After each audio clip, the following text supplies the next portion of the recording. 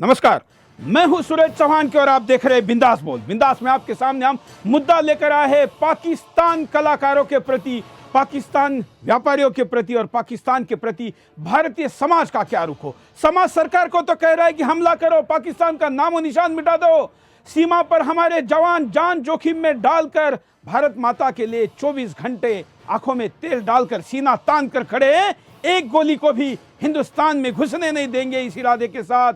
लेकिन भारतीय थिएटरों में, फिल्मों में और टीवी पे जब पाकिस्तान कलाकार डायलॉग मारते हैं तो यही हिंदुस्तान तालियां कैसे बजाता है। आखिर यह सवाल क्यों नहीं पूछता कि इतना बड़ा हमला होने के बाद, जो कि आजाद हिंदुस्तान पर सबसे बड़ा आतंकवादी हमला है, इसके बाद एक भी पाकिस्तान कलाकार ने, जो हिंदुस्तान में रहकर हिंदुस्तान का पैसा कमाता है, नमक खाता है, उसने इस हमले का निषेध नहीं किया है, उसने निंदा नहीं की है, इसके खिलाफ वो खड़ा नहीं हुआ है।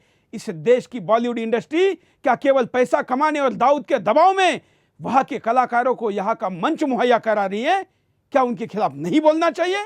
शाहरुख खान से लेकर तमाम ऐसे लोग जिनको अपने क्रिकेट टीम में पाकिस्तानी खिलाड़ी चाहिए, फिल्मों में और सीरियलों में इनके पाकिस्तानी कलाकार चाहिए, क्योंकि पाकिस्तान का मार्केट और अपनी इमेज चमकाने के लिए सब कुछ जरूरी है। लेकिन देश का क्या, उसकी भावनाओं का क्या? इस देश के उस सैनिक को क्या लगता होगा जब उसके खिलाफ गोली चलाने वाला उसी का एक भाई के लिए जब हिंदुस्तान तालियां बजाता है झूठे कला के नाम पे। और इसलिए पाकिस्तानी कलाकारों का बहिष्कार करो।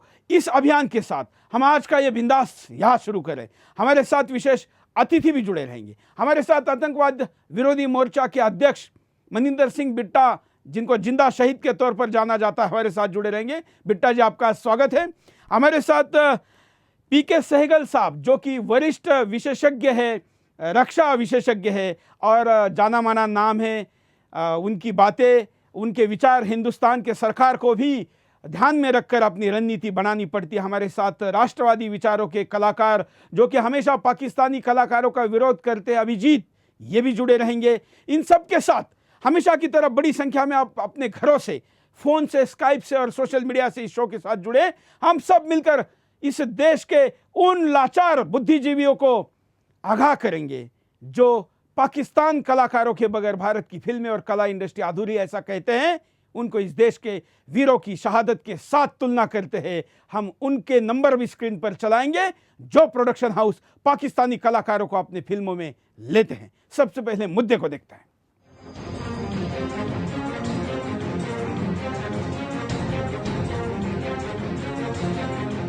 अब समय आ गया है जब पाकिस्तान को हर मोर्चे पर ठोकना होगा। पाकिस्तान को कैसे कमजोर किया जाए, कैसे पाकिस्तानी अर्थव्यवस्था की रीढ़ तोड़ी जाए, कैसे पाकिस्तानियों को सबक सिखाया जाए।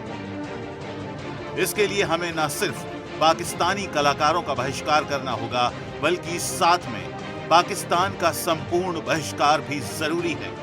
जी हां, अब हमें भी पाकिस्तान के साथ दुश्मन देश जैसा व्यवहार करना होगा, क्योंकि पाकिस्तान हमेशा भारत के साथ दुश्मन देश जैसा व्यवहार करता रहा है। भारत को तोड़ने की साजिश हमेशा रची जाती है पाकिस्तान में। भारत में आतंकी भेजकर हमेशा भारतीयों की हत्या कराता है पाकिस्तान। भारत की संसद पर हमला कराया पाकिस्तान ने। भारत के खिलाफ 4 युद्ध छेड़े पाकिस्तान ने। हर बार पाकिस्तान को मुंह की खानी पड़ी। हमारी सेना के जाबाजों ने हमेशा पाकिस्तान को घुटने टेकने पर मजबूर कर दिया, लेकिन पाकिस्तान फिर भी नहीं माना। भारत ने पाकिस्तान को मोस्ट फेवरेट नेशन का दर्जा दिया, जिससे पाकिस्तान को व्यापार में कोई परेशानी ना हो। भारत ने पाकिस्तान को नदियों से निर्बाध पानी दिया। भारत में लोग सूखे से परेशान रहे, मगर पाकिस्तानियों के लिए भारत ने कभी पानी की कमी नहीं होने दी। हमेशा पाकिस्तान के हितों का ख्याल रखते हुए नदियों पर बांध नहीं बनाए भारत ने। पाकिस्तान को बाढ़ और सूखे में हर समय भारत ने मदद की। वहीं पाकिस्तानी कलाकारों को हमेशा भारत में काम दिया, लेकिन इन कलाकारों ने हमेशा भारत की पीठ में ही छुरा घोंपा। पाकिस्तानी कलाकारों की वजह से कई भारतीय कलाकार बेरोजगार हो गए। वहीं भारत में बैठे पाकिस्तानी कलाकारों के हितैषी हमेशा पाकिस्तानियों को फिल्में देते रहे। ऐसे में भारतीय फिल्म इंडस्ट्री का पैसा हमेशा पाकिस्तान जाता रहा। भारत से पैसे ले जाकर ये पाकिस्तानी कलाकार हमेशा पाकिस्तान की अर्थव्यवस्था को मजबूत करते रहे हैं। ऐसे में अब समय आ गया है जब इन कलाकारों को बॉलीवुड से भगाया जाए, क्योंकि इससे न सिर्फ पाकिस्तानियों के होश ठिकाने आएंगे, बल्कि कंगाल पाकिस्तान भी आतंक का पोषक नहीं बन पाएगा। जैसे मुंबई हमले के बाद आईपीएल में भारत के व्यवसायियों ने पाकिस्तानी क्रिकेटरों का बहिष्कार किया, वैसे ही बॉलीवुड में करने की जरूरत है। वैसे पाकिस्तानी क्रिकेटरों को शाहरुख खान खिलाना चाहता था, लेकिन दूसरे बिजनेसमैन के दबाव में शाहरुख ऐसा नहीं कर पाया। वहीं अब शाहरुख भारतीय कलाकारों को अपनी फिल्म से निकालकर पाकिस्तानी कलाकारों को अपनी फिल्म में ले रहा है। बॉलीवुड में शाहरुख और महेश भट्ट जैसे लोग हमेशा भारतीय कलाकारों को अपनी फिल्मों से निकालकर पाकिस्तानियों को लेते रहे हैं।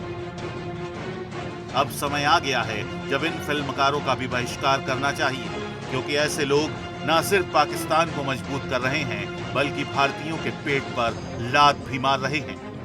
ऐसे में हमारी जिम्मेदारी बनती है ऐसे पाक परस्त लोगों को आईना दिखाने की।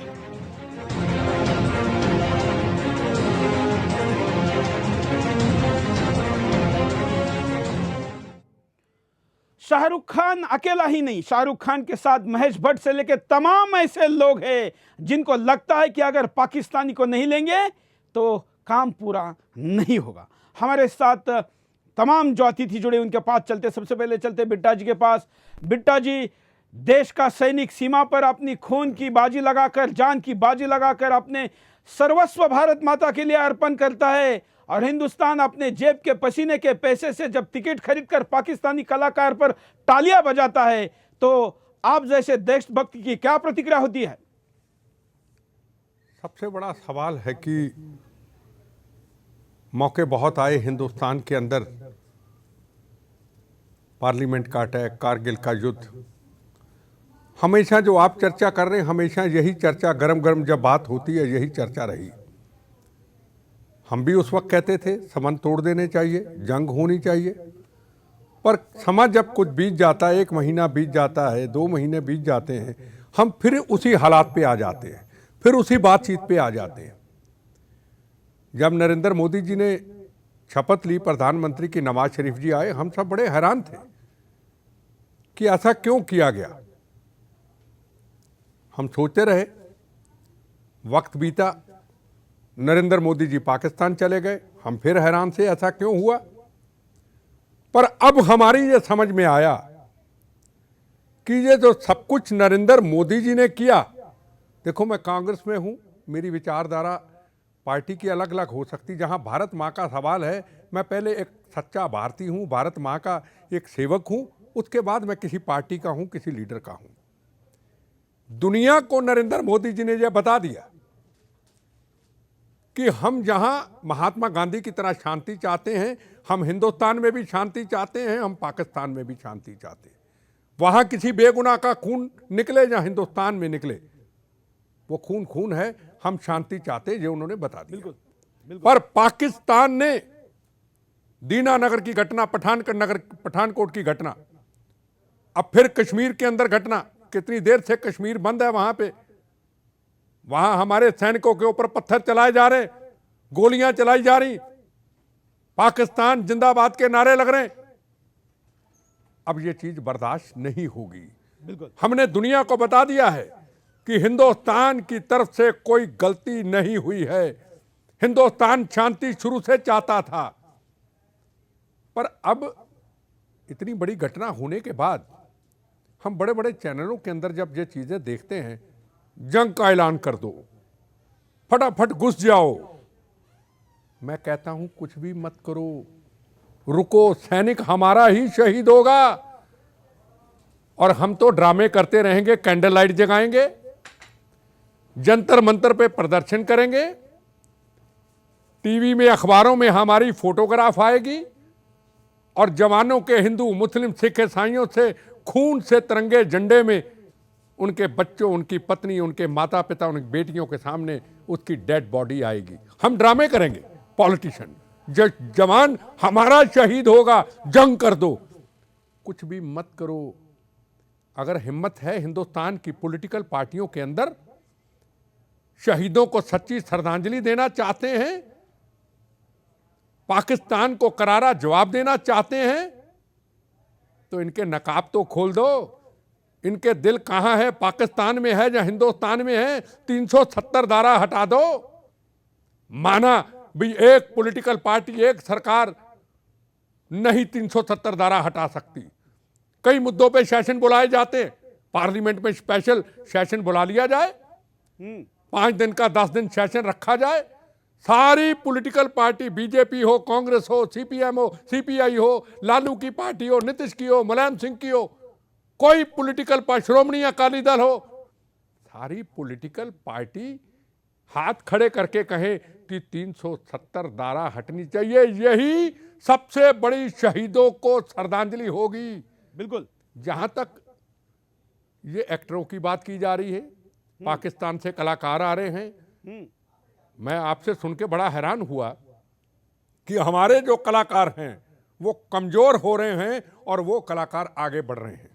पहले मैं इन चीजों के खिलाफ नहीं, बल्कि उनको बढ़ाया जा रहा है। हमारे कलाकार कमजोर नहीं है, हाँ, लेकिन उनको शाहरुख जैसे, महेश भट्ट जैसे लोग इतनी ताकत देते हैं, जानबूझ को बढ़ाया जाता है। महेश भट्ट का तो नाम लो ही ना, वो तो शुरू से टेररिस्टों की फेवर में रहे, जब से मैंने देखा है। हमारे हिंदुस्तान के अंदर इतने बढ़िया कलाकार हैं, इतनी अच्छी आवाजें हैं, हमें उनको आगे करना चाहिए। हम उन कलाकारों को क्यों करें? अगर ये हालात ना होते तो उनके कलाकार आते, हमें कोई इतराज नहीं था, चल रहा था बड़ा।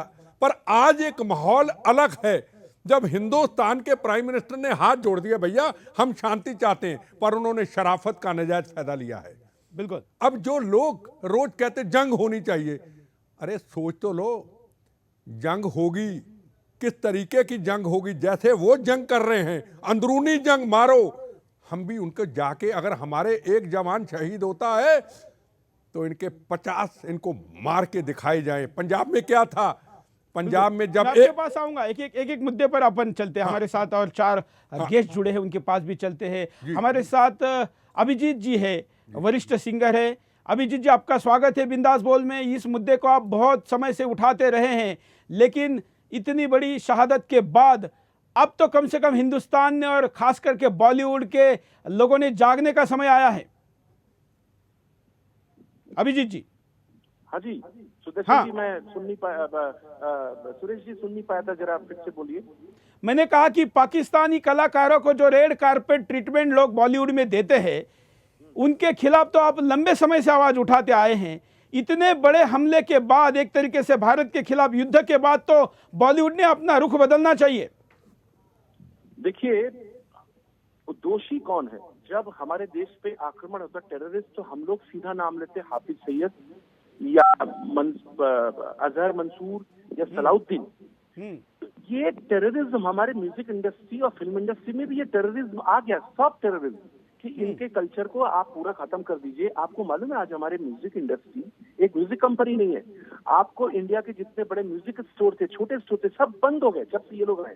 एक रिदम हाउस नहीं है, एक कोई म्यूजिक की दुकान नहीं है। तो आप समझ सकते कि जब से ये लोग आए हैं तो इंडियन कल्चर किस तरह से हिसाब से सिर्फ इन्होंने कव्वाल और सूफी को ऐसा प्रमोट किया है, और दाढ़ी लगा के, और मोस्टली कश्मीर के ऊपर पिक्चर बनाया, और कश्मीर में हम लोगों को अगेंस्ट दिखाया, हमारे गवर्नमेंट का अगेंस्ट पिक्चर बनाया। तो अब समय आ गया है कि जब आप लोग बोलते हो कि हाफिज सईद और इनको दोष दे रहे हैं, जबकि टेररिस्ट लोग घुस रहे हैं अंदर, तो सेम टाइम में हमारा दोष ये सॉफ्ट टाइप के जो नंबर 2 ग्रेड के जो हाफिज सईद टाइप के लोग हैं, वो है महेश भट्ट, वो है जौहर, वो है खान। आप देश की बात करते हो, आप इसमें देख लीजिए, कोई भी पिक्चर में, सलमान खान की हर पिक्चर में पाकिस्तानी सिंगर्स होता ही होता है, चाहे कितना भी आप कर लीजिए। आप शाहरुख खान की पिक्चर में देख लीजिए, अभी एक्ट्रेस लोग आ रहे हैं। खेला जब प्लेयर के टाइम आया था, क्रिकेट के टाइम, घड़ियाली आंसू रो रहे थे कि हमारे टीम में पाकिस्तानी खिलाड़ियों को आईपीएल में खिलाने को बैन था। बिल्कुल। तो मैंने उनको एक चीज पूछा था कि जब टीम का चयन हो रहा था तब आपको मालूम नहीं था? आप क्या मतलब प्रिटेंड क्या कर रहे हो? क्या आपके घर पे बच्चा पैदा हुआ, आपको ये नहीं मालूम कि लड़का है कि लड़की है? आप नाटक कर रहे हो इंडिया में देशभक्ति के नाम पे, कि हमको मालूम नहीं हमारे आईपीएल की टीम में पाकिस्तानी प्लेयर को नहीं ले गया, मैं बहुत अफसोस कर रहा हूँ, बाद में बता रहे। तो सुरेश जी, आपके चैनल से मैं कहना चाहूंगा कि हमको अब टीआरपी की चिंता नहीं करनी चाहिए। हमको ऐसे लोगों को, देखिए ये लोग भिखारी कंगाल लोग हैं जो उस कंट्री से आ रहे हैं क्योंकि इनके पास कुछ नहीं है। ये लोग मजबूर हैं, यहाँ पे काम मांगने आते हैं, इनको हम लोग काम दे रहे हैं, तो इनको काम दे कौन रहा है? उनको पकड़ के टाइट कीजिए, उनसे हिसाब लीजिए। इनको आप इनको बोल रहे हैं कि आप देश छोड़ दो, लेकिन ये जो देश पे 6 दिन बाद वापस आ जाएंगे उसको कोई नहीं देख रहा है। कितनी बार इन्होंने भगाया। बिल्कुल, जब भी ऐसी कोई घटना होती है तो माहौल गर्म होता है, कुछ दिनों के लिए गायब हो जाते हैं, ऑन स्क्रीन नहीं आते हैं या पाकिस्तान चले जाते हैं, उसके बाद दोबारा इनका दुकान शटर खुलता है और इनका धंधा जारी है। अभिजीत जी, आप हमारे साथ जुड़े रहेंगे। हमारे साथ सहगल जी है। सहगल जी, एक रक्षा विशेषज्ञ के तौर पर इस परिप्रेक्ष्य को आप कैसे देखते हैं? बिट्टा जी ने एक पक्ष रखा, अभिजीत जी ने कहा कि ये आतंकवाद का एक सॉफ्ट फेस है। बिट्टा जी ने कुछ बड़े अहम मुद्दे उठाए। आर्टिकल 370 को तो रीलुक की आवश्यकता है, लेकिन वो रीलुक आज करना है या कुछ साल के बाद करना है, दिस इज द डिसीजन जो सारी पॉलिटिकल पार्टीज को करना है। बट एक ना एक समय आएगा जब आपको आर्टिकल 370 को हर हालत में हटाना पड़ेगा अगर आपको कश्मीर को हर प्रकार से हिंदुस्तान के साथ इंटीग्रेट करना है।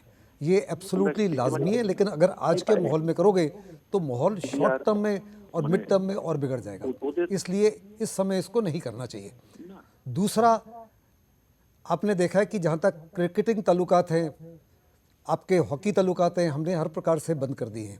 इसी प्रकार आप जो एंटरटेनमेंट के साथ जुड़े हुए हैं इसको रोक सकते हैं, लेकिन मैं नहीं चाहूँगा कि पीपल टू पीपल कॉन्टैक्ट बंद किए जाए। पाकिस्तान में अगर हमने डेमोक्रेसी को मजबूत बनाना है तो पीपल टू पीपल कॉन्टैक्ट को और बढ़ावा दिया जाए, क्योंकि पाकिस्तान का अवाम हमारे खिलाफ नहीं है। पाकिस्तान के मिलिट्री, पाकिस्तान की आईएसआई और पाकिस्तान के दहशतगर्द हमारे खिलाफ है। हमको उनके मीडिया के साथ हाथ बढ़ाना चाहिए, उनकी जुडिशरी के साथ हाथ बढ़ाना चाहिए। उनकी जुडिशरी को इतना मजबूत किया जाए कि अगर आप देखते हैं तो एक चीफ जस्टिस थे जिन्होंने ऑल पावरफुल प्रेसिडेंट जो थे पाकिस्तान के मुशर्रफ को, और वो चीफ ऑफ आर्मी स्टाफ थे, उनको हटा दिया। तो हमको उनकी जुडिशरी को स्ट्रेंथन करना है, उसके मीडिया को स्ट्रेंथन करना है, पीपल टू पीपल कॉन्टैक्ट बढ़ाने हैं, ताकि आहिस्ते आहिस्ते। लेकिन सहगल साहब, एक विचार ऐसा भी है कि शत्रु अगर हाथ से गला दबाता है तो उसके हाथ को कमजोर करो और उसको दिमाग को, पेट को, पैर को मजबूत करो। ऐसा कहने की क्या जरूरत है? शत्रु की गर्दन तोड़ दो ना, नष्ट नाबूद कर दो। वो पुराने ज़माने में मिडिल एजेस में ये चीज़ें लागू थी। आज के माहौल में ये चीज़ें नहीं हैं। आपको शत्रु को तोड़ने के लिए उसी का हथियार इस्तेमाल करना पड़ेगा, और उसका हथियार क्या कौन है? उसका अवाम आज आपके फेवर में। जब नवाज शरीफ वहाँ बातचीत कर रहे थे यूएन जनरल असेंबली में, तो 4 पाकिस्तान के मुख्यमंत्री उनकी आलोचना कर रहे थे, उनकी अवाम उनकी आलोचना कर रहे थे, उनका मीडिया उनकी आलोचना कर रहे थे, उनकी जुडिशरी उनसे सहमत नहीं थे। आज पाकिस्तान के अपने लोग पूछ रहे हैं कि जो आप बलूचिस्तान में कर रहे हैं, जो पीओके में कर रहे हो, जो सिंध में कर रहे हो, क्या ये जायज़ है? सो पाकिस्तान की हुकूमत जो है, अवाम जो है, वो आज हिंदुस्तान के साथ जुट रहे हैं। तो आपने इस चीज़ को बढ़ावा देना है, बजाय कि ये सारे ताल्लुकात बंद कर लें, तो उससे हमको नुकसान होगा बजाय फ़ायदा होने के।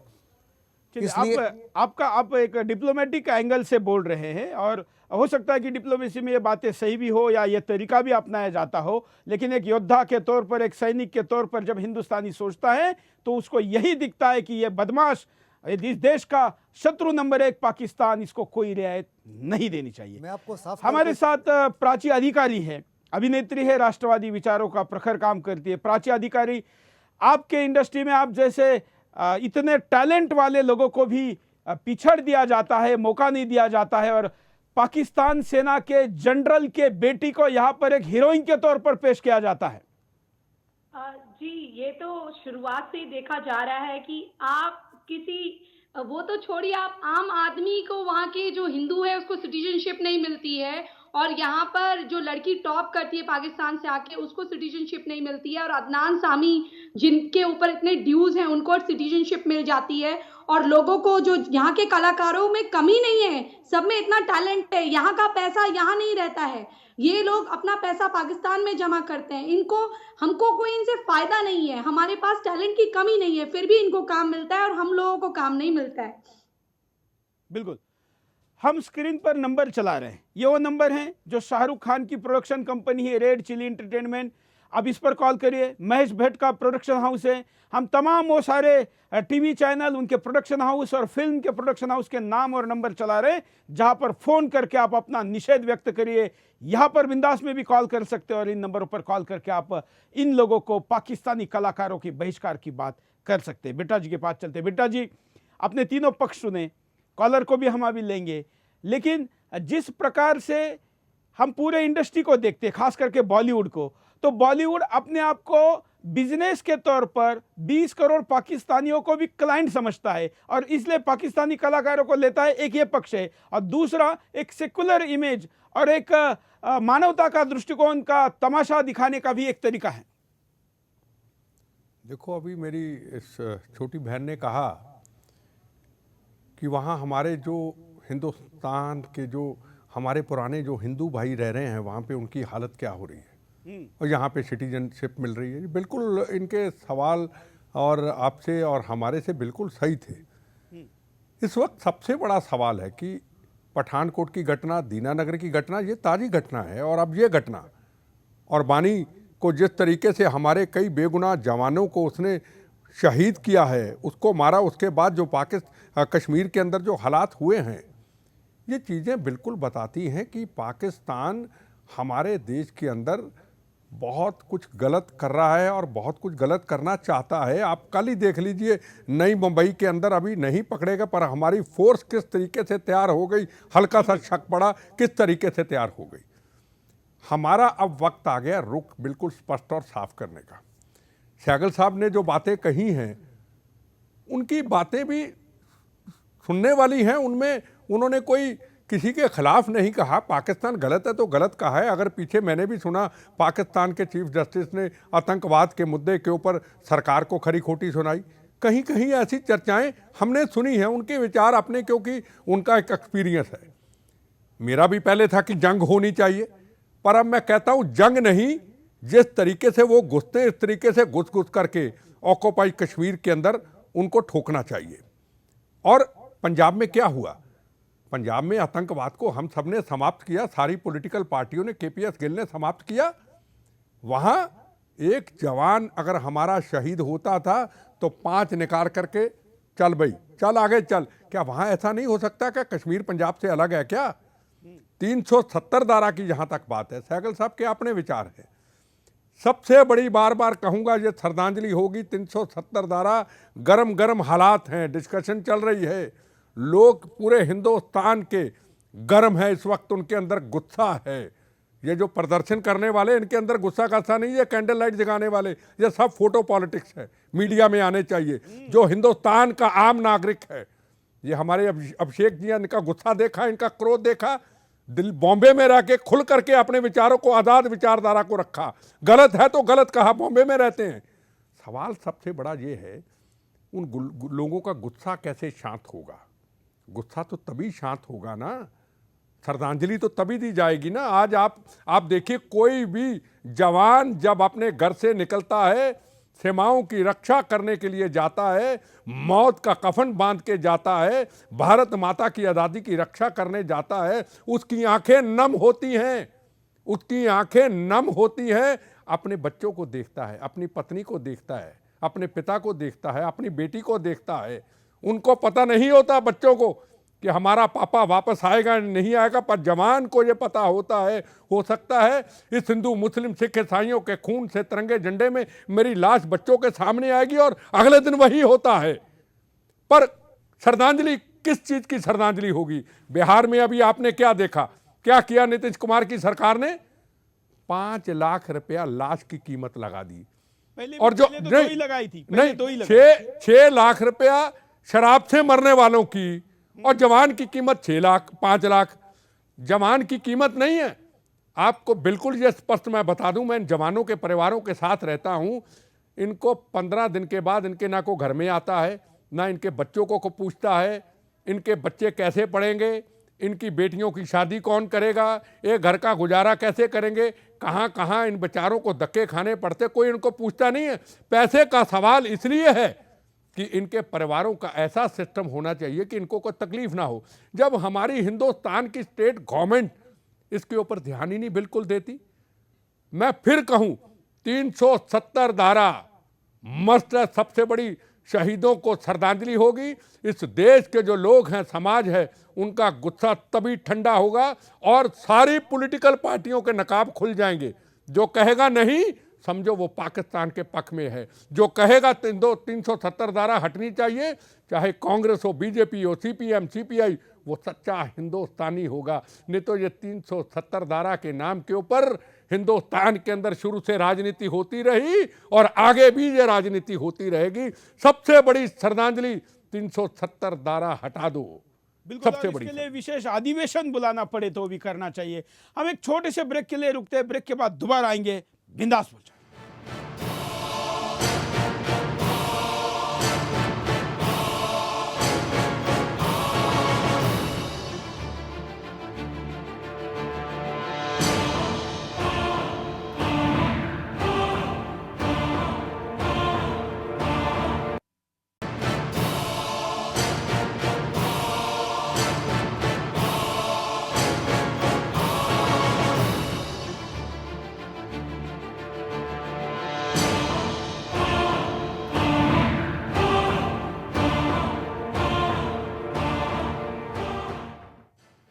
ब्रेक के बाद आपका एक बार फिर से स्वागत है। आप बिंदास बोल देख रहे हो और बिंदास में हम आपके सामने मुद्दा लेकर आए कि पाकिस्तान का विभिन्न स्तरों पर बहिष्कार होना चाहिए। और आज के एपिसोड में हम आपके सामने बॉलीवुड में जो कलाकारों को प्रमोट किया जाता है उसको लेकर मुद्दा उठा रहे हैं। हमारे सोशल मीडिया हैंडल पर सुभाष पटेल टोरंटो से लिखते हैं कि पाकिस्तानी 2 नंबर का पैसा मूवी को स्पॉन्सर करने में लगाते हैं और उसके बदले में अपने कलाकारों को हिंदुस्तान में एस्टैब्लिश करके सांस्कृतिक आतंकवाद भी फैलाते हैं। हमारे साथ 4 विशेष अतिथि जुड़े हुए। हमारे साथ आतंकवाद विरोधी मोर्चा के प्रमुख मनिंदर सिंह बिट्टा, जिनको जिंदा शहीद कहा जाता है, वो भी जुड़े। हमारे साथ वरिष्ठ रक्षा विशेषज्ञ पीके सहगल साहब जुड़े। हमारे साथ प्रखर राष्ट्रवादी विचारों के गायक कलाकार, वरिष्ठ कलाकार, हमारे साथ सिंगर अभिजीत जी जुड़े हैं और हमारे साथ प्राची अधिकारी जुड़ी है, फिल्म अभिनेत्री है। तमाम लोग फोन पर, स्काइप पर और सोशल मीडिया पर भी हमारे साथ जुड़े। अभिजीत जी के पास चलते हैं और ग्राउंड रियलिटी क्या है इस पर बात करते हैं। अभिजीत जी, क्या स्थिति होती है, कैसे ये लोगों की एंट्री होती है और कैसे प्रमोट किया जाता है? देखिए, उतना तो मुझे मालूम नहीं है, लेकिन मैं एक चीज बताता हूँ। जब भी कुछ होता है तो ये लोग, देखिए, ये जो पार्टियां बोल रही है इनको 48 आवर्स में पैक करो जाओ, ये लोग सॉफ्ट टारगेट ढूंढते हैं। किसी म्युनिसिपल ऑफिस में जाके किसी म्युनिसिपल इंजीनियर को मुंह काला कर देते हैं, कभी किसी स्कूल में जाके किसी प्रिंसिपल का मुंह काला कर देते हैं। लेकिन ये सेम चीज हमारे जो लोग पाकिस्तानी स्पॉन्सर्स हैं, जो लोग पाकिस्तान वालों को लाते हैं, उनका मुंह काला क्यों नहीं किया उन्होंने? हमारे प्रिंसिपल कितना एक रेस्पेक्टेड आदमी होता, एक प्रिंसिपल, एक म्युनिसिपल कमिश्नर, कितना रेस्पेक्टेड इंसान होते वो लोग। ये इनका नहीं बैठता तो ये लोग जाके मुंह काला कर देते हैं, गधे पे बैठा देते हैं, जूते की माला पहना देते हैं। लेकिन आज तक इनको क्यों नहीं किया गया? मैं आपसे यही पूछता हूँ कि आप सॉफ्ट टारगेट उनको क्यों कर रहे हो कि आप 48 आवर्स में जाओ? आप सिर्फ जाने की बात कर रहे हो, आप कभी देखते ही नहीं हो कि ये आपने कितने साल पहले से भेजा है और ये लोग वापस आ जाते हैं, वापस आते हैं। और इनमें से कई लोग ऐसे भी जो इनके शो में भी जाते हैं, इंजॉय भी करते हैं। तो मैं अभी मुझे पता चला है सोशल मीडिया, अभिजीत जी, मुझे पता चला है कि सोशल मीडिया से कि सोनू निगम जैसा सिंगर भी पाकिस्तानी कलाकारों को लेकर टूर करा है। जी, वो मेरा बहुत अच्छा दोस्त है, मेरा भाई जैसा, इसलिए मैं यहाँ पे किंग कर्तव्य विमूढ़ कुछ बोलना नहीं चाहूंगा। और मुझे इस बात का दुख है कि जिस समय ये अटैक हुआ, जिस समय हमारे देश के लोग शहीद हुए, उस समय उनका ये टूर शुरू हुआ है। तो मैं इसमें दुख प्रकट कर सकता हूँ। एक चीज और आपके चैनल के माध्यम से मैं कहना चाहूंगा कि हमारे देश की सरकार, आज जो सरकार है, वो कितनी अलग है। पिछली सरकार जो फॉरेन मिनिस्टर थे, चाहे वो मनीशंकर अय्यर हो या हमारे इसके पहले जो भी फॉरेन मिनिस्टर थे, तब उन्होंने दिल खोल के इनको वीजा बांटा, दिल खोल के। आज पिछले 2 साल से कुछ लोग ज्यादा बढ़ गए अब पाकिस्तान के आर्टिस्ट लोग। इनको हम लोग इतना चिल्ला रहे हैं, आप चिल्ला रहे हैं, लेकिन ये पाकिस्तान के आर्टिस्ट लोग वीजा नहीं लेते। बिट्टा जी साथ में आपके कुछ कहना चाह रहे हैं? 3 साल तक इस तरह का जो अभी अब शेख जी ने बहुत अभिजीत जी आपके साथ बिट्टा जी कुछ कहना चाह रहे हैं? अब शेख जी ने बड़े 2 नाम लिए, एक मणिशंकर आयर का और शशि थरूर का भूल गए। अब ऐसे लोग हिंदुस्तान में मंत्री रहे हो, फॉरेन मिनिस्टर रहा हो शशि थरूर, जिसने कन्हैया को कहा ये आज का शहीद आजम भगत सिंह है, ये शशि थरूर ने कहा। और ये जाके पाकिस्तान के अंदर इनके गूगल में यूट्यूब पे इनकी तस्वीरें निकालो, वहां की औरतों के साथ क्या क्या ये घूम रहे हैं, क्या क्या हंस रहे हैं, क्या क्या ये नाच रहे हैं। ये हिंदुस्तान के फॉरेन मिनिस्टर है। सही सवाल उठाया अभिषेक जी ने कि हिंदुस्तान की सरकारों के अंदर ऐसी पोजीशनों के ऊपर होम डिपार्टमेंट हो, डिफेंस हो, फॉरेन हो, ऐसे लोगों को बिठा दिया जाएगा, क्या देश बच सकता है? क्या मैं मोदी सरकार की तारीफ नहीं करता हूं, पर आज हमारा डिफेंस मिनिस्टर देखिए, जवाब कहता दूंगा, ठोक के दूंगा, उसके ऊपर कोई शक नहीं कर सकता। डट के हर चीज का, फॉरेन मिनिस्ट्री देख लीजिए, सुषमा स्वराज बैठी है, जवाब देना है तो डट के देंगे। सवाल है कि पिछले टाइम पे जो गलतियां हुई उसका खमियाजा आज हर हिंदुस्तानी, हमारे सैनिक उसका खमियाजा जो है वो भुगत रहे हैं। और मैं आपको फिर कहूं, मैं मानता हूं कि हिंदुस्तान के अभी लोग कारोबार बिजनेस से बड़े तकलीफ में हैं, पर लोगों को यह समझ लेना चाहिए कि आज सबसे जरूरी काम है कि हिंदुस्तान की सुरक्षा, हिंदुस्तान की सीमाओं की सुरक्षा। कहाँ चाइना, कहाँ पाकिस्तान, कहाँ बांग्लादेश, कहाँ ये श्रीलंका, कहाँ नेपाल, और बीच में हमारा हिंदुस्तान। मोदी जी का एक ही दिमाग में, उनका प्रवक्ता नहीं हूं ना, मैं बीजेपी का हूं। मैं स्पष्ट कहूं, भारत मां मुझे प्यारी है। आज क्या सुन रहे हैं, कहां से डील हो रही है जहाजों की, कहां से टैंकों की। हम तैयारी में बैठे हैं, पूरा हिंदुस्तान, हमारी फौज आज पूरी तैयारी में है। कहीं हिंदुस्तान के ऊपर चाइना की तरफ से, पाकिस्तान की तरफ से अगर कोई भी एक हमला हुआ, उसका जवाब देने के लिए तैयार बैठे हैं। हम हिंदुस्तान के अंदर के मामले, अंदर के झगड़े निपट सकते हैं बाद में। सबसे पहले देखना होगा हिंदुस्तान की सीमाओं की सुरक्षा को हमने किस तरीके से मजबूत करना है। बिल्कुल अभिजीत जी, खास करके ये सवाल उठता है कि इन कलाकारों को, मतलब भारतीय इतना प्रतिभावान लोग होते हुए भी इन लोगों को क्यों बुलाया जाता है? नहीं, ये प्रतिभावान है इसलिए नहीं बुलाया जा रहा है। ये जब से सुरेश जी, जब से पिछले 10-15 साल से, बिट्टा साहब आप देखिएगा, साइकिल साहब आप देख लीजिए हिस्ट्री, पिछले 10 साल से हर म्यूजिक इंडस्ट्री बंद हो गई है। सारे म्यूजिक इंडस्ट्री प्रोडक्शन में चले गए। आप दिल्ली में बता दीजिए, मुंबई में बता दीजिए, एक म्यूजिक शॉप है आज के दिन, एक सीडी, एक म्यूजिकल शॉप जहां पे आप रिकॉर्ड या सीडी या कैसेट, कोई नाम की चीज ही नहीं रह गई है। तो ये इंडियन म्यूजिक के ऊपर एक टेररिस्ट अटैक था, कल्चर के ऊपर, क्योंकि इंडियन कल्चर ने ही हमारे पूरे इंडिया को एक साथ रखा हुआ है। जहाँ पे हम रक्षाबंधन दिखाते हैं, जहाँ पे माता शेरावाली का हम दिखाते हैं, जहाँ पे शिरडी में साईं बाबा का दिखाते हैं। अब कहाँ दिखाते हैं, आप बताइए कहाँ दिखाते हैं? सिर्फ मौला और हबीबी करके ही हर जगह आप दरगाह और वो दिखाते हैं। मैं धर्म की बात नहीं कर रहा हूँ, लेकिन कल्चर पाकिस्तानी को पूरा बना दिया गया है। आप किन टैलेंट को आप बात कर रहे हैं? ऐसे इनको हम लोग मिरासन बोलते थे, बचपन में सुनते थे, पैर में घुंघरू बांध के ये लोग गाते हैं, भीख मांगते हैं, लिटरेरी, और इनको हम सर पे उठा के यहाँ पे गवाते हैं। किशोर कुमार की देश में, रफी साहब के देश में, लता जी के देश में, हमारे देश में ये लोग हमारे नाखून के बराबर नहीं है। अगर आर्ट की बात की जाए, कहीं से भी नहीं। ये लोग जितना ऊपर आए हैं सिर्फ हम लोग को नकल करके आए। आज इनके पास कुछ नहीं है, ना तो फिल्म इंडस्ट्री है, ना तो कुछ है। आज इनके टीवी सीरियल देखिए तो आप देखेंगे नॉन स्टॉप इनका टीवी सीरियल चलता है। क्यों नॉन स्टॉप होता है, क्यों ब्रेक नहीं होता? क्योंकि इनके पास स्पॉन्सर्स नहीं है। इनके सीरियल मेरी वाइफ घर पे बैठ के देखती, इसलिए देखती, बोलती इसमें कोई स्पॉन्सर नहीं है, ब्रेक नहीं है, एक साथ आप देख सकते हैं। वो लोग भिखारी हैं, उनके पास स्पॉन्सर नहीं है, पर हम लोग देखते हैं।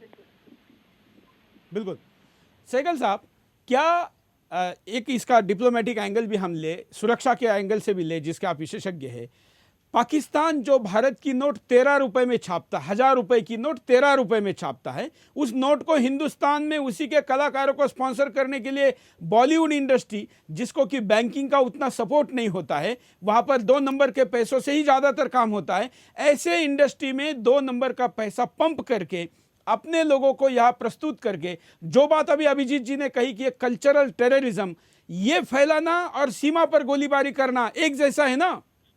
आपने बिल्कुल साफ तौर पे कहा, पाकिस्तान बहुत बड़े पैमाने पर हमारी इकोनॉमी को बर्बाद करने के लिए फेक करेंसी बहुत बड़े पैमाने पर हिंदुस्तान में भेज रहा है। इसी प्रकार हमारे युवकों को बर्बाद करने के लिए पंजाब के बॉर्डर स्टेट पे, राजस्थान, गुजरात में बहुत बड़े पैमाने पर वो ड्रग एडिक्ट बना रहा है। उसके बावजूद भी मैं कहता हूँ पीपल टू पीपल कॉन्टैक्ट होने चाहिए, क्योंकि आज पाकिस्तान का अवाम मोदी सरकार को अप्रोच कर रहा है, कह रहा है कि जो आपके पास $375 बिलियन फॉरेन एक्सचेंज है, $1 बिलियन ईयर मार्क कर दीजिए। हम सिंध वाले हैं, बलूचिस्तान वाले हैं, पीओके हैं, आपके बिहाफ पे वो कर देंगे जो आप नहीं कर पा रहे। आपका एक सिपाही आने की आवश्यकता नहीं है। हम पाकिस्तान के पंजाब के खिलाफ हैं। पंजाब हमारे ऊपर बहुत ज़्यादा जुल्म ढा रहा है, बलूचिस्तान के ऊपर। हम आपके बिहाफ पर सारी कार्रवाई कर देंगे जो आप कतरा रहे हैं। इसलिए बहुत निहायत ज़रूरी है कि पीपल टू पीपल कॉन्टैक्ट्स को मजबूत किया जाए, बड़ी पिक्चर का ध्यान दिया जाए, rather than just getting involve in sentiments और इमोशंस। सेंटिमेंट्स और इमोशन छोड़ दीजिए, इंडिविजुअल्स का नाम छोड़ दीजिए। ये सारे के सारे एक बारी पंजाब से अगर बलूचिस्तान अलग हो गया, सिंध अलग हो गया, पीओके अलग हो गया और एक पंजाब हम रह गया, तो ये सारी बॉलीवुड की प्रॉब्लम वगैरह ओवरनाइट ये सब खत्म हो जाएंगी। बिल्कुल, ना तो शाहरुख खान को, ना महेश, तोड़ने के किसी लिए को अपॉर्चुनिटी उसी पे हथियार का इस्तेमाल करना होगा। हमारे साथ प्राची अधिकारी भी है। प्राची अधिकारी, जब आप लोग बॉलीवुड में काम के लिए जाते हैं, अप्रोच करते हैं, या आप लोगों की जो भी डीलिंग होती है, ये पाकिस्तानी कलाकार आपको कैसे हैंडल के तौर पर, एक अड़चन के तौर पर, एक समस्या के तौर पर सामने आते हैं? देखिए, अभी तो यहाँ पर इवन साउथ में भी इंडस्ट्री में ऐसा हो गया है कि कहते हैं कि दुबई का पैसा लगाया और सर की अपनी हीरोइन है, तो सर की अपनी हीरोइन कहाँ से आ रही है? वो भी पाकिस्तान से आ रही है। उसमें कौन काम कर रहे हैं? जितने भी, मैं हिंदू वर्सेस मुस्लिम इसको मुद्दा नहीं बनाना चाहती हूँ, बट यहाँ पर हर कोई जो आ रहा है, वो पॉप सिंगर हो चाहे कुछ हो, वो छोटे से बड़ा कलाकार जो है वो ज्यादा से ज्यादा चाह रहे हैं कि चाहे वो बड़े बैनर पे काम करें या छोटे बैनर पे, या तो पाकिस्तान से फंडेड हो या दुबई से फंडेड हो और उन्हीं का कोई कलाकार होता है। तो इसलिए वहां पर आपको वैकेंसी मिलती ही नहीं है, आपको छोटे मोटे रोल करने नहीं है, और बड़ा वो आपको देंगे नहीं, क्योंकि बड़ा उन्होंने किसी पाकिस्तानी कलाकार को दे दिया है।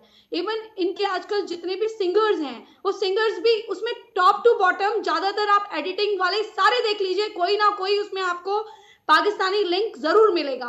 तो एक तरह से आप क्या इकोनॉमिक जिहाद नहीं कर रहे हैं? आप अपने कलाकारों को तो बैंकरप्ट बना रहे हैं, और आप पाकिस्तानी जो कलाकार हैं वो यहाँ आके वीजा भी मांग रहे हैं, उनका वीजा एक्सपायर होता है तो यहाँ शादी भी कर ले रहे हैं, फिर उसके बाद वो अपने ड्यूज भी पे नहीं करते हैं, उसके बावजूद भी वो यहाँ रहते हैं, और आपके अपने कलाकार जो हैं वो बैंकरप्ट होते हैं, और उनके जो कलाकार हैं यहाँ से पैसा ले जाते हैं। क्या आपको नहीं लगता कि वो स्पाई भी कर सकते हैं?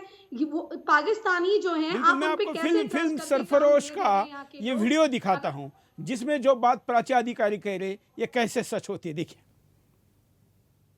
और खत्म कर दो गुलफाम को। बेग, बेग, बेग, दिमाग खराब हो गया तुम्हारा? पिस्तौल उठाने जा रहे हो, मुझे गोली मारोगे? जानते नहीं मैं कौन हूँ? जानता हूँ गुलफाम साहब, लेकिन गवाइयों के लिए सिपाहियों को तो नहीं खोया जाता, और वैसे भी आपके मरने से हमारे मुल्क को कोई नुकसान नहीं होने वाला। अजय, ये अच्छा खेल खेला तुमने अजय।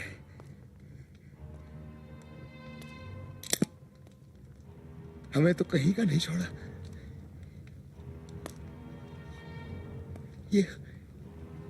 ये खून करवा दिया तुमने मुझसे। ये गुनाह अजीम मेरे हाथों हुआ है।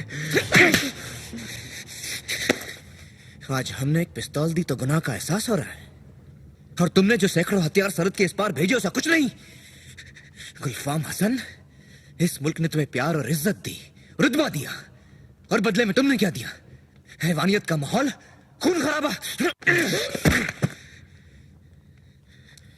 हमने तुम्हें कातिल नहीं बनाया गुलफाम हसन, तुम पहले से ही गुनहगार थे। हमने तो सिर्फ तुम्हारे चेहरे से फनकार का नकाब उतारा है। हम सच्चे फनकार हैं, सारी दुनिया जानती है। जानती थी। आज के बाद सारी दुनिया सिर्फ तुम्हें एक धोखेबाज और कातिल के रूप में जानेगी। तुम गुनहगार हो और गुनहगारों की तरह सजा भी पाओगे। आज तुम जिस जगह खड़े होकर हम पे हुक्म चला रहे हो, यहां कभी हमारे पुरखों की हुकूमत चलती थी। इसी हवेली में रियाज करके हम बड़े हुए, राज किया है हमने यहां, और एक दिन बिला वजह भेड़ बकरियों की तरह खदेड़ दिए गए हम लोग यहां से। रातों रात किसी को घर से बेघर कर देना यह गुनाह है, किसी से उसका सब कुछ छीन लेना यह गुनाह है, किसी को यतीम कर देना यह गुनाह है। 50 साल पहले हमारे साथ जो हुआ वो गुनाह था। हाँ गुनाह था, लेकिन तुम्हारे साथ जो हुआ वो बंटवारे की वजह से हुआ, और तुम अकेले नहीं थे जिसके साथ ऐसा हुआ। लाखों लोग मारे गए, बेघर हुए, अनाथ हुए, और ये दोनों तरफ के लोगों के साथ हुआ। लेकिन अफसोस की बात तो यह है कि कुछ लोग आज भी पहले जैसे हालात पैदा करना चाहते हैं, आज भी धर्म के नाम पे लोगों को बांटना चाहते हैं, लेकिन हम उन्हें कामयाब कभी नहीं होने देंगे, चाहे वो किसी भी धर्म के क्यों ना हो। गुलफाम हसन, बंटवारा हमारे लिए कोई खुशी का दिन नहीं था। हम उसे एक दर्दनाक हादसे की तरह, एक सदमे की तरह याद करते हैं। लेकिन जब भी हम उस सदमे से उभरने की कोशिश करते हैं, तुम और तुम्हारे साथी नया बखेड़ा खड़ा कर देते हैं, पुराने घाव को फिर से हरा कर देते हैं। हाँ, और करते रहेंगे। हमारे घाव बहुत गहरे हैं, वो इतनी आसानी से नहीं भरने वाले। हम चाहते हैं कि तुम और तुम्हारी आने वाली पुश्तें हमेशा याद रखें उन जुल्मों को जो हम पे और हमारी कौम पे हुए हैं। इसलिए हर बार जब हमारे भेजे हुए औजार मौत बरसाएंगे, तब तुम्हें एहसास होगा उन जख्मों का, उस दर्द का जो हमें और हमारी कौम को मिला है। कैसी बकवास बातें कर रहे हो तुम गुलफाम हसन? और किस कौम की बात कर रहे हो तुम? तुम्हारी कौन सी कौम? अगर तुम मुसलमानों के बारे में बात कर रहे हो तो पाकिस्तान से ज्यादा मुसलमान तो यहां हिंदुस्तान में है। तुम्हारी भेजी बंदूक से निकली गोलियां किसी का धर्म पूछकर उसे नहीं मारती। तुम्हारी गोलियों से मुसलमान भी मारे जाते हैं, और तुम्हारी हरकतों से वो बदनाम होते हैं।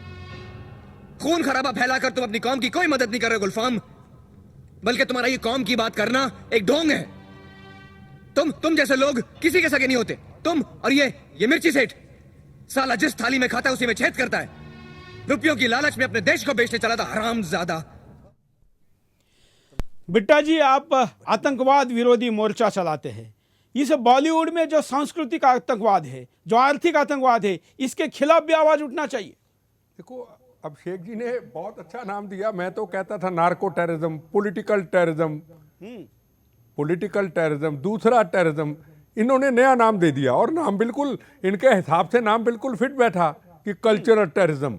अंदर ये नाम तो वैसे मैं देता हूं, पर आज उन्होंने ये इस बात की पहल कर दी। देना मुझे चाहिए था नाम, पर उन्होंने पहल कर दी, ये नया नाम उन्होंने दिया। और वाकई नाम जो है, नाम है, उस रास्ते से क्या कुछ अंदर हो रहा है ये हमें तो नहीं पता। हमारी क्या इंफॉर्मेशन लीक होके वहां जा रही है आपको, हमें तो नहीं पता। हमारी क्या क्या चीजें उधर जा रही हमें, आपको तो नहीं पता। मीडिया के अंदर भी कुछ ऐसे लोग हैं कि जो हमारी टोटल इंफॉर्मेशन, जो आईबी, जो रॉ के पास नहीं है, वो उनके पास है, वो सीधी उधर जाती है। तो ये एक बहुत बड़े साधन है। दूसरी मैं बात कहूंगा, जिस बात को हम भूल गए, अभी सहगल साहब से चर्चा हो रही थी। आप मुझे बताइए, मैं हैरान हूं इस बात के ऊपर, कश्मीर के अंदर आतंकवादियों के नेताओं को, जो उनको सपोर्ट करते हैं, जो पाकिस्तान जिंदाबाद कहते हैं, जो ISI के नारे लगाते हैं, जो हमारे तिरंगे झंडों को पाड़ते हैं, उनके पास Z+ सुरक्षा है, उनके पास Z सुरक्षा है। इतनी कोठी तो राजनाथ सिंह जी की बड़ी नहीं होगी, जिन बड़ी कोठियों में था वो रहते हैं और Z+ सुरक्षा में घूमते हैं। वाई? क्यों? क्या कारण है उनके पास सुरक्षा का? आप यहां पे चीज, कोई चावल मिलेंगे 200 रुपए किलो, जो भी, और वहां मिलेंगे आपको 20 रुपए किलो। आटा मिले, उनको 5 स्टार होटलों की फैसिलिटी मिलेगी, 5 स्टार हवाई जहाज के 5 टिकट स्टार मिलेंगे। होटलों की भी बात सुनिए साहब। जब नई पिक्चर लगती है, बॉम्बे और दिल्ली के अंदर फ्लाइट पे आते हैं, रात को 5 स्टार होटल पे रुकते, पिक्चर देखते हैं, डिनर करते हैं फर्स्ट क्लास, और फिर वो कश्मीर जाते हैं। ये हमारा पैकेज का पैसा जो ब्लैकमेलिंग का, अब आप देखिए, अब वो ब्लैकमेल कर रहे थे। नरेंद्र मोदी ने पैकेज नहीं दिया, पहले कितना पैकेज मिला, उधर आईएसआई पैसा देगी, उधर पाकिस्तान पैसा देगा, आईएस पैसा भेजेगी, इधर हिंदुस्तान पैकेज देगी, तो क्या आतंकवाद बढ़ेगा नहीं? क्या आतंकवाद बढ़ेगा? इसलिए सबसे जरूरी है कि हिंदुस्तान की सरकार मुद्दों पे आए, 370 धारा और इनकी सुरक्षा हटाए। जो अलगवादियों के नेता हैं, मुफ्त में नेता, बच्चे इनके फॉरेन में पढ़ते हैं, बच्चे इनके फॉरेन में पढ़ते हैं, और यहां आईएसआई के पैसे से, हिंदुस्तान के पैकेज से पैसे गलत तरीके का इस्तेमाल करके वहां के नौजवानों को गलत रास्ते पे डालते हैं। हमने कई ऐसा सोशल मीडिया पे मूवी देखा, ऐसा कोई हमने प्रोग्राम देखा कि हमारा जवान आतंकवादियों का मुकाबला करके ढेर कर रहा है और उधर से मॉब हमारे जवानों के पीछे आ रहा है। क्या ये हिंदुस्तान की तस्वीर है? क्या बिल्कुल। कभी बुलेट गन नहीं चलेगी, फलानी, क्यों नहीं चलेगी? गन चलेगी, ये पहले सोच लेना चाहिए। अगर पंजाब के अंदर आपने गोली का जवाब गोली दिया तो कश्मीर में क्यों नहीं? क्या होगा ज्यादा से ज्यादा? बड़े बड़े लोग यहां से चले गए, पॉलिटिशियन चले गए कश्मीर के अंदर मनाने के लिए, अलगवादियों को मनाने के लिए, उन्होंने भगा दिया, भाग जाओ यहां से। क्यों गए ये? कश्मीर बंद हुआ ना, को तोप तो नहीं चल गई, बंद हो गया तो हो गया। किसके करने पे हुआ? क्या हमारी फोर्सेस ने क्या गलत किया था? हमारी फोर्स ने यह किया था कि बानी जिसने हमारे जवानों को शहीद किया उसको मारा था, उसके लिए बंद हुआ था। तो बंद हुआ था, कौन सा तूफान आ गया? 15 दिन, 20 महीना, 2 महीने बंद रहेगा, वहां के कश्मीर के लोग निकलेंगे बाहर और अलगवादियों के नेताओं को गले से पकड़ के मारेंगे। आपके कारण हमारे बच्चे बेरोजगार हो रहे हैं, आपके कारण हमारी रोटी रोजी खत्म हो रही है। आप क्या कर रहे हैं यहां पे? तो ये कोई ना कोई फैसले हमें लेने होंगे। ये कभी डरने की जरूरत नहीं है। कश्मीर बंद हो गया तो हो गया, बंद होने दो। जो आम हमारा मुसलमान भाई है उनको सरकार खाना पहुंचाए, उनके बच्चों को दिक्कत ना हो, वो हमारे परिवार के मेंबर हैं, वो पाकिस्तान के नहीं, वो हमारे हैं। पर अलगवादियों के नेताओं के ऊपर सरकार को सख्ती करने की जरूरत है। क्या पंजाब के अंदर हमने आतंकवादियों से कोई कंप्रोमाइज किया? मेरा आपसे किसी सबसे सवाल है, हमने समझौता नहीं किया। फिर उन अलगवादियों को नेता बनाने की क्या जरूरत है? सरकार उनकी जांच कराए, उनके खातों की जांच कराए, इनके बच्चे कहां पढ़ते वो कराए। सरकार को अपना रुख सख्त करना पड़ेगा और सरकार अकेला अपने ऊपर ये मुद्दा ना ले, और जो पॉलिटिकल पार्टियां हैं उनको ओपन करे, सामने लोगों के लाए कि ये कहते क्या हैं और अंदर से क्या है। इन चीजों को लोगों के सामने लाना पड़ेगा। इस वक्त सवाल हमारी राजनीतिक लड़ाई नहीं है, सवाल इस वक्त भारत माता की सीमाओं की, भारत माता की आजादी की रक्षा की, भारत माता की सेनाओं की लड़ाई है। बिल्कुल। कार्यक्रम के आखिर में सहगल साहब, आपकी प्रतिक्रिया। मैं पिछले कुछ सालों में कश्मीर के ऐसे इलाकों में गया हूँ जहाँ आज तक लोग जाने कतराते हैं। यह अवंतीपुर, अनंतनाग, शोपियां, कुलगाम, पुलवामा, सोपोर को छोड़ के साउथ और सेंट्रल कश्मीर के हर इलाके में मैंने वहाँ के 40,000 युवकों को हिंदुस्तान के साथ जोड़ा, और हर समय वहाँ के प्रिंसिपल्स ने, प्रोफेसर्स ने, टीचर्स ने, स्टूडेंट्स ने, माँ बाप ने कहा कि केवल 5 ही डिस्ट्रिक्ट हैं 22 में से जिसमें इन लोगों की रेलेवेंसी है। और ये रेलेवेंट इसलिए है कि आपका मीडिया जो है रोज़ कोई ना कोई बात करता है सैयद शाह खिलानी की, इनको कंप्लीटली इग्नोर करो, इनको इरेलेवेंट करो, बाइकआउट करो। बोले ये आज तक किसी भी इलेक्शन में नहीं खड़े हुए क्योंकि ये जानते हैं कि इनकी जो डिपॉजिट मनी है वो भी चला जाएगा। और कहा कि इनकी सुरक्षा विड्रॉ कर लीजिए, 48 घंटे में जो आप नहीं काम कर सके वो हम कर देंगे। बिल्कुल। तो इस समय आ गया है टू बहुत टेक अच्छा काम आपने वहां पर किया है और इस काम को मदद मिलनी चाहिए, लोगों तक जाना चाहिए। अभिजीत जी, कार्यक्रम के आखिर में आपकी प्रतिक्रिया। चलिए, शायद अभिजीत जी हमारे साथ नहीं है। प्राची अधिकारी। सबसे पहले मैं ये कहना चाहूंगी कि एक तो ये बॉलीवुड में जो फिल्म इंडस्ट्री का जिहाद है, इकोनॉमिक जिहाद, इसे बंद करना चाहिए। पाकिस्तानी कलाकारों को और जो लोग पाकिस्तान के झंडे, आईएस के झंडे लेते हैं, इन्हें देशद्रोही और समझ के इन्हें देखते ही, जो ये आईएस के झंडे लेते हैं, इन्हें देखते ही गोली मारनी चाहिए। और यहाँ पर पाकिस्तानी कलाकारों को बाइकॉट नहीं, बैन करना चाहिए। उनके वीजा में नो एम्प्लॉयमेंट लिखना चाहिए, तो एम्प्लॉयमेंट मिले तो हमारे लोगों को मिले और पैसा रहे तो इसी कंट्री में रहे। बिल्कुल, धन्यवाद। मैं चारों अतिथियों का, और आज हम कॉल नहीं ले पाए बिंदास में कॉलर जो कॉल करते हैं वो नहीं ले पाए, लेकिन हम इस मुद्दे को कल भी जारी रखेंगे। हम चाहेंगे कि हिंदुस्तान इस विषय पर बोले। आखिर आपको पता चले कि जिस टीवी के स्क्रीन पर आप चैनल को पे करके सीरियल को देख रहे, जिस मूवी थिएटर में जाके आप सैकड़ों रुपए लगाकर जो मूवी को देख रहे, जिस संगीत को सुन रहे, इसमें कौन पाकिस्तानी है, कई बार तो ये भी पता नहीं होता। और इसलिए हम इस एपिसोड को कल भी जारी रखेंगे इसी मुद्दे को। और प्रोडक्शन हाउस के नंबर जो स्क्रीन पर चल रहे हैं, इन पर भी आप कॉल करिए, अपनी बात को कहिए। सारे अतिथियों के धन्यवाद करते हुए यहीं पर उक्ति आज के लिए इतना ही। जय हिंद।